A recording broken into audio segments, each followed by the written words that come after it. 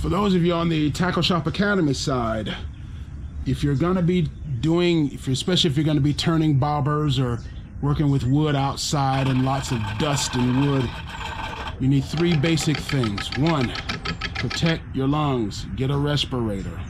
I got this from Lowe's. No, I got this from Harbor Freight.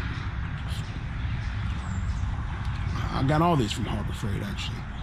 You need to protect your ears. Being a musician, I'm always paranoid about my hands and my ears.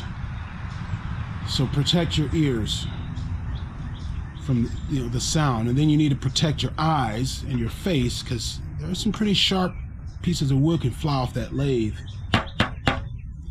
These glasses are polycarbonate or polybicarbonate, I forget. They're the good ones, but stuff can get in and around here, so I got to protect.